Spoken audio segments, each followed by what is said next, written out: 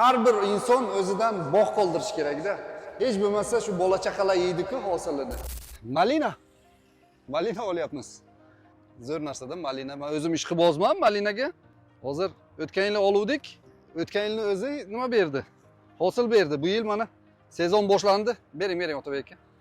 Men yana olib borib ekamiz. Qarindoshlarga olib borganman. Ular ham ekishgan. Hozir shuni olib borib ekamiz. Endi bola chaqa mazza qilib yeydi. Endi bu yerdan olishimning sababi ishonchli-da. Bular misol uchun katta partiya o'zlari nima qiladilar? Ishonchli elita sortlardan olib ko'chat tayyorlab berishadi-da. Mana zaytun, o'tgan yil zaytun olib ketdim. Zaytunni men hatto o'tgan yil gullagani ham bor edi-da. Bu endi gullaydimi? Gullaydi, boshlaydi. O'tgan yil gullaganidan bor edi, olib borib yerga ekdik-da. Hosil ham berdi. Otabek aka hosil berdi o'tgan yilgiz. Ha. Bu yil ham nasib bo'lsa olib ketamiz. Hozir men malinani olib boray. Malina oldim, zaytun oldim. Lisnoy orexingiz ham bor edimi o'tgan yili? Qanaqa? Lisnoy orex, funduk. Funduk ham bor. Hozir ham bor funduk. Funduk bormi? Funduk ham nima bo'ldi lekin? Ko'karib turibdi. Faqat maslahatim mana bu zaytun gizeta -8 gradusgacha chidaydi-da. Sal nima qilish kerak? Pana qilish kerak. Katta nimaga ham eksa bo'lar ekan.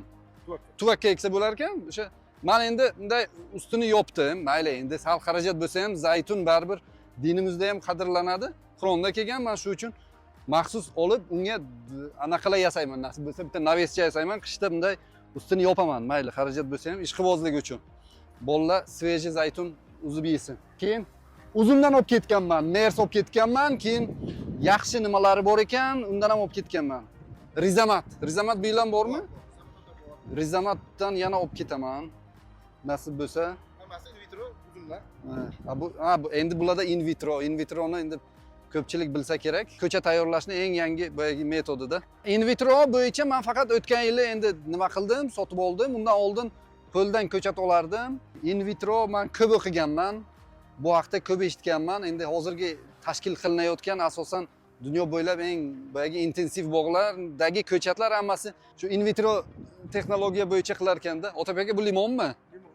Limonni qanaqasi bu? Bu mer degan nom. Mana gulga kirgan. Ha, gulchasi ham bor ekan.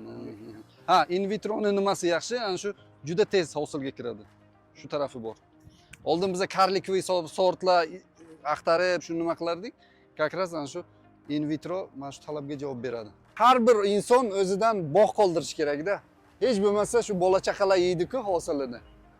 Bu odam bir qalb bahri dilini ochadigan nimada, bu mashg'ulotda, bu bog'bonchilik, havaskor bog'bonlarimizni men tavsiya qilaman. Mana shu ishonchli ko'chat olaman deganlar uchun kelib mana shu yerdan ko'ngilni to'q qilib olsalar bo'ladi. Manzili ham nima emas, qiyin emas. Samarqand viloyat Jomboy tumani. Ana bog'bon in vitro laboratoriya. Oldida agromarket ham bor, juda ham assortiment zo'r. Men bu yerda ham ko'p kirib boyagi har xil yomg'irlatib sug'orish, tomchilatib sug'orish degan temada juda assortiment zo'r. Orientir Jomboy melkombinat deymiz, un zavod. Qarama qarshisida deyarli.